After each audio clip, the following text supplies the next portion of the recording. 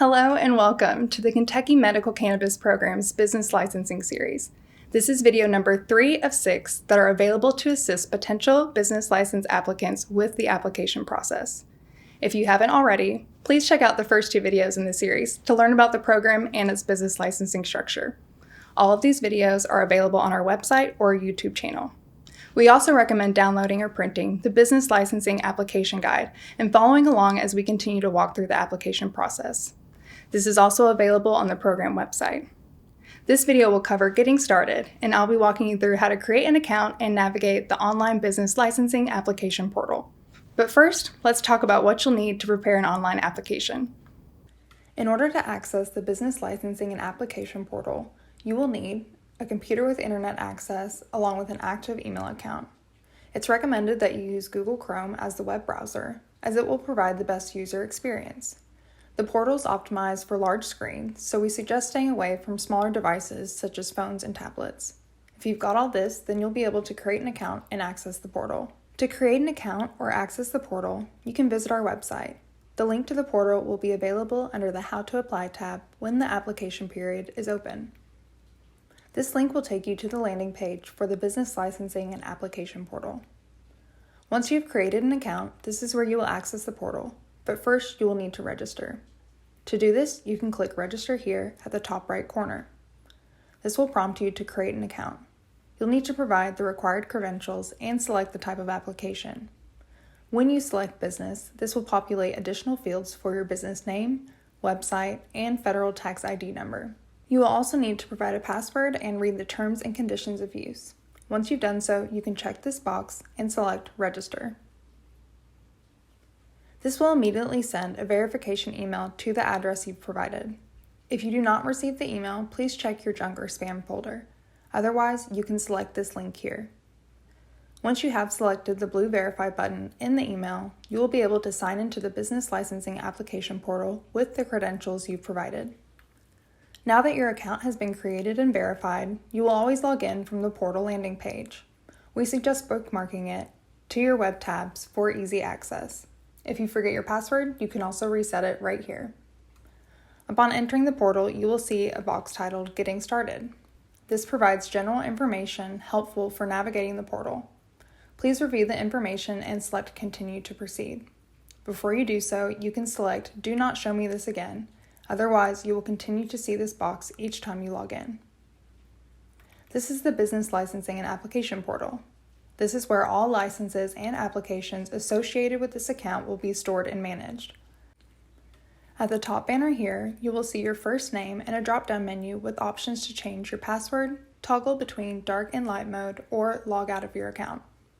The Help button will provide you with links and contact information for assistance.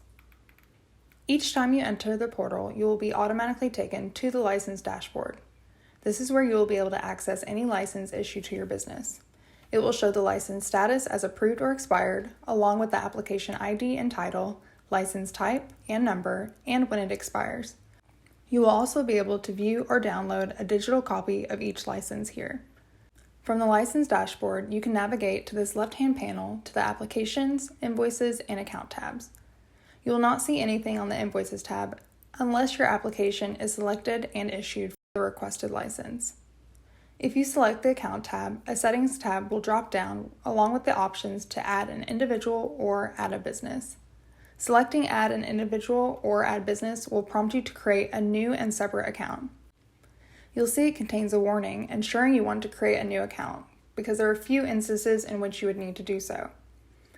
If you do create multiple business accounts or are added to multiple business accounts for management, you can toggle between them here in this gray box where it says Selected Account. Under Account, you can also view your settings. The General Information tab shows the account information you provided when you registered and created the account. You can update your website, phone number, or tax ID number by changing it in the fields and selecting Save or Save and Next. Under the Security tab, you can view and add authorized users to your account.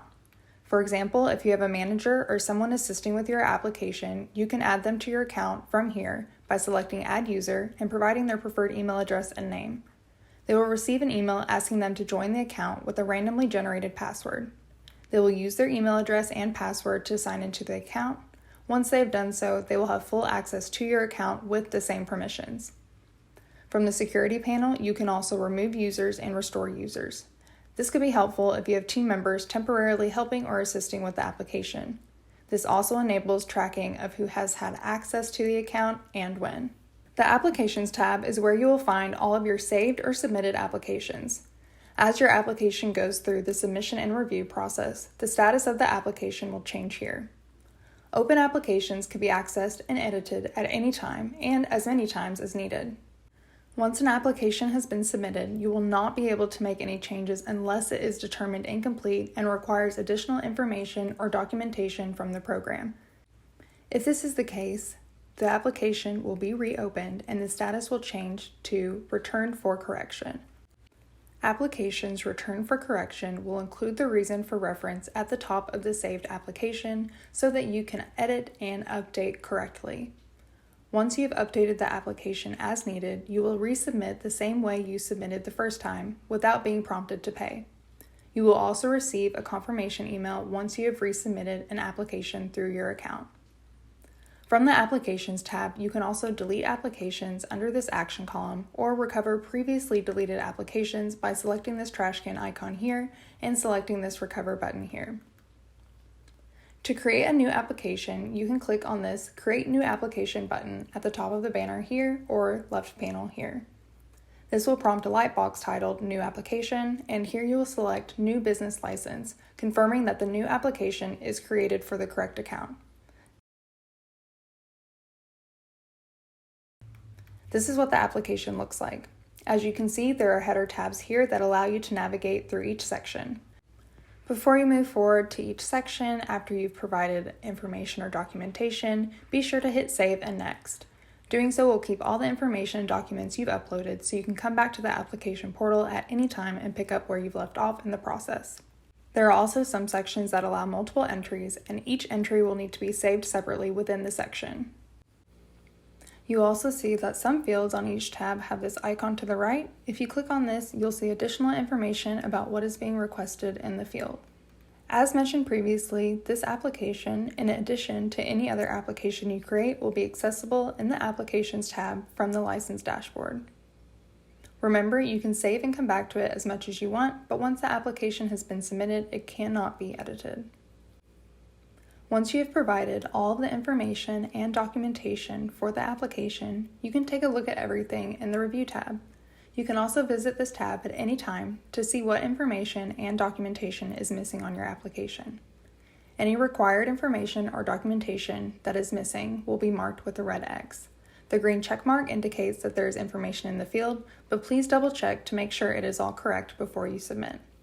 After you have completed each section with all of the required information and documentation and have thoroughly reviewed your final application in the Review tab, you can select Pay and Submit.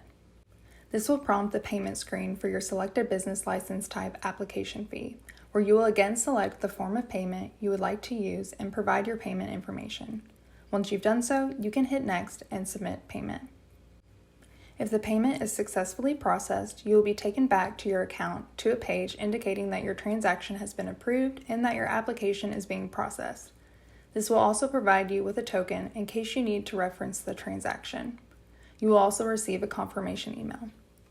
This does not mean that the program has acknowledged receipt of your application. This just means your application has been successfully submitted through the portal to the program. You will receive notification of application receipt from the program within 15 calendar days, and that is when the review process begins. If you're following along with the guide, we are now at the Business Licensing Application Guidance page, which provides an overview of the guide and how it can be followed when preparing an application. It also includes examples of documentation and references to the relevant regulations.